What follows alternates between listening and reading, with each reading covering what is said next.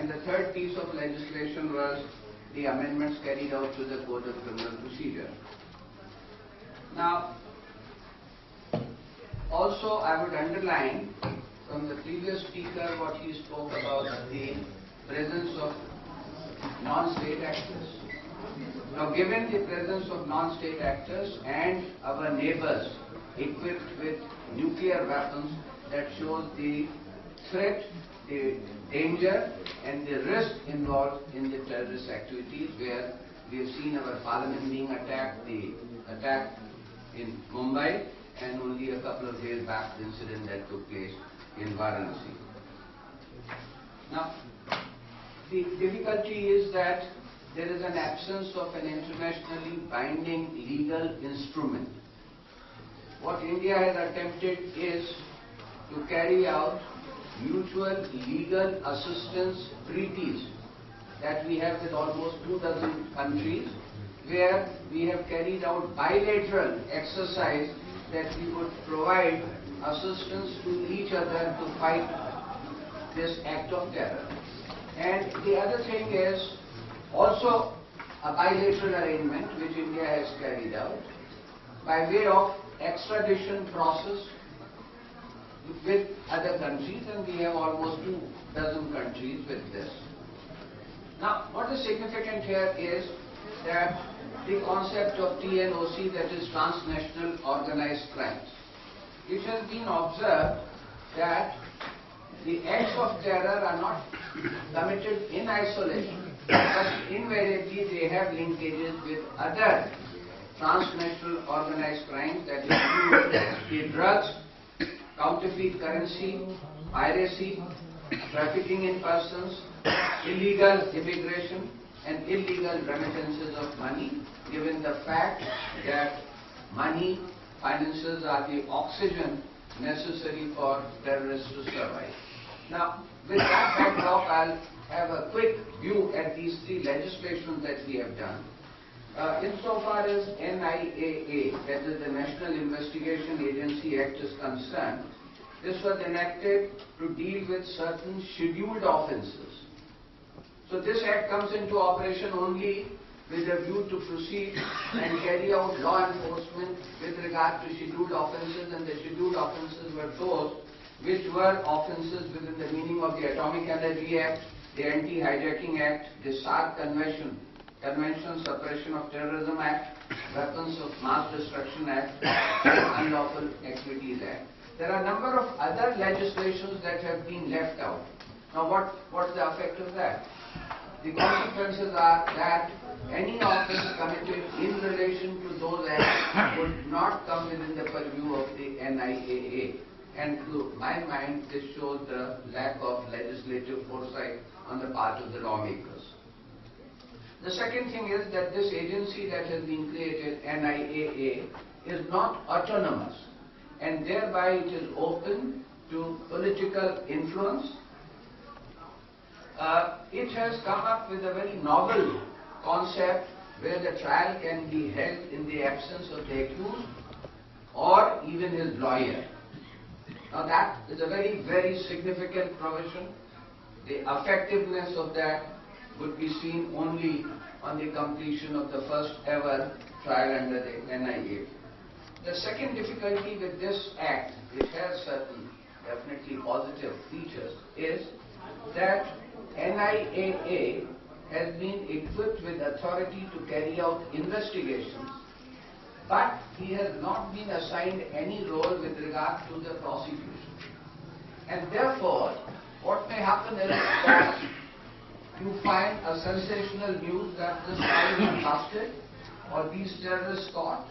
Ultimately, what would happen and what would be the eventual result, whether it would culminate in successful prosecution, well, that is anybody's guess. And in any case, NIAA has not been closed with any responsibility with that.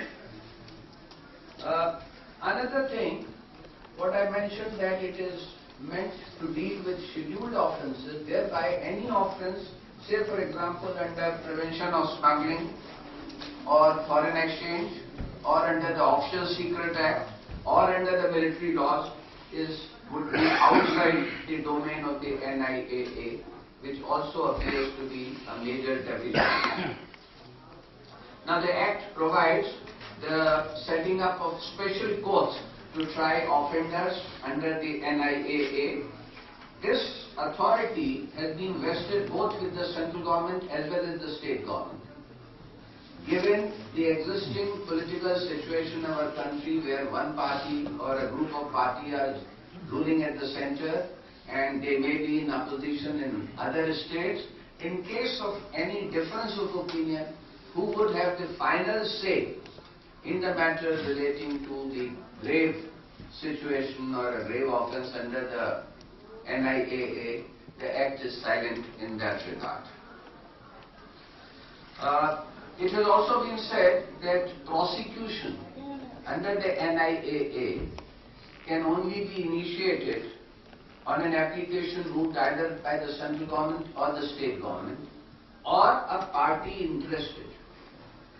Now this term, a party interested, the law is silent. It is not known, say for example, the NHRC or an NGO or any other human rights body, whether it would qualify. Let some case law emerge on that. Perhaps we would be wiser on that. The special court may also decide offences summarily. And you may recall I said earlier that the trials can proceed in the absence of the accused or even his lawyer. It also says that anybody who violates the privacy or the secrecy of a trial may be punished with the imprisonment of 1 year and fine up to 5 lakhs of rupees. Now that perhaps is also quite high. Supposing there is a reporter and he just prints and publishes the proceedings of a trial enforcement or a trial taking place, and if he does that, well, he runs the risk of getting up to this high punishment. Yet another difficulty with this legislation is with regard to framing of rules. Authority to frame rules has been assigned to the High Courts, also the Supreme Court. Now what happens, say, with regard to an agency, for example, Army, which operates on an all-India basis? If there are a group of offenders who are to be tried and the rules of different High Courts are there, well, there could be a situation inviting clash of jurisdiction. So this is yet another area that needs to be looked into.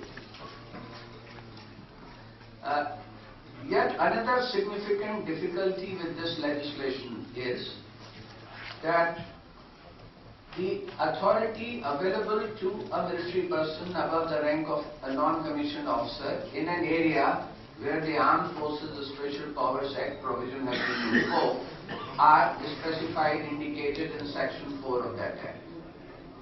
But supposing in those areas, let us say our northeastern states or in the Kashmir Valley, where the Armed Forces Special Powers Act provisions are there and also the NIAA was to operate, there would be a difficulty. Because here under the NIAA, it is stated that the restrictions imposed or the restrictions placed under the CRPC would be there with regard to the authority of a police officer, which is not there under the Armed Forces Special Powers Act. So therefore, a clever person may like to take advantage of this loophole between the readings of two acts.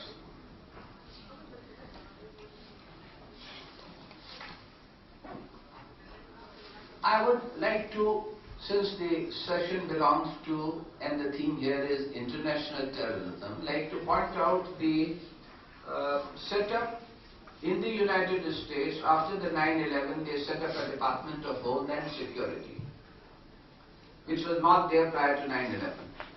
Now, Department of Homeland Security was assigned control over all the agencies that could have any connection, any authority, responsibility with regard to fight against global terror. Now, unfortunately, in our setup, given the constitutional distribution of powers in the 7th schedule where we have the union list, state list, concurrent list. This creates a big difficulty. We do not have any single agency that would control, whether even if it is the National Security Agency, whose power or whose writ would run across whether the drugs, whether the smuggling, whether the enforcement directorate, whether the civil aviation, hijacking, etc. Therefore, it is time that a thought should be given, particularly having regard to say what Mr. Dutt said, that this problem and this challenge of terrorism is not something which is a short-term problem. It's going to stay. And if it is going to stay, then we have to think of effective long-term solutions. The other thing is that the American experiment, their practices, they tell us that the efforts that they have taken, initiatives that they have taken with regard to container security and also proliferation security initiative, wherein they have said that even in the international waters, if they have any suspicion that any merchant vessel is carrying a cargo that may be detrimental to the safety or security of the United States, then their armed forces should and will exercise the authority, say, of a preemptive action by way of intercepting and doing that. And that sort of arrangement has been offered to our country with regard to, say, our international waters in Indian Ocean. And perhaps it is the political compulsions that are keeping us away or making us shy to join in an arrangement. And the security implications of such an exercise should be seriously considered.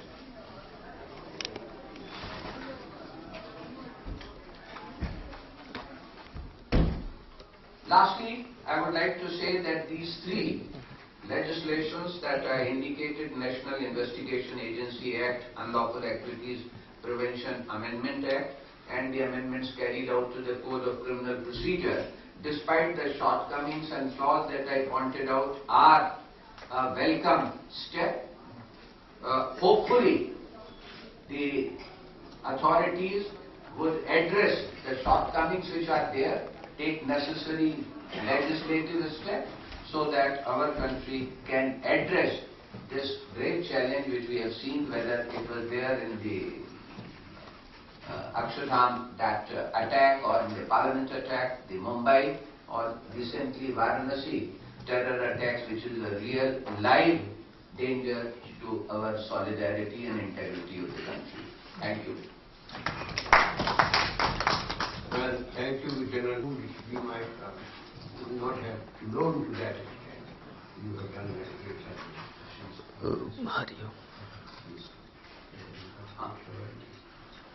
Now, Mr. Shams, yeah. Now I have another speaker, Mr. Sam Khwaja, who is also on the list. Please take your seat.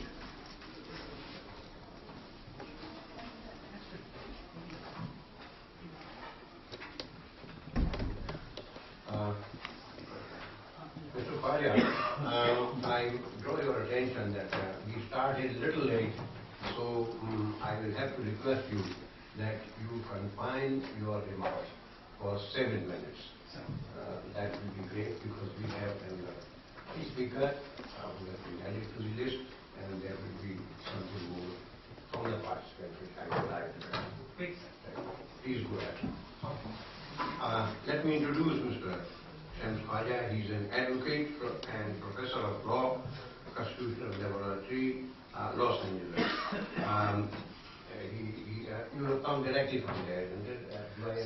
Now I've shifted base back to India, and over the next 1 year, we would be just having hardly 10% work going on in Los Angeles. Right. We would be having Delhi as our main part. Right. So you will be based in Delhi? Yes. Right. Okay. So, thank you.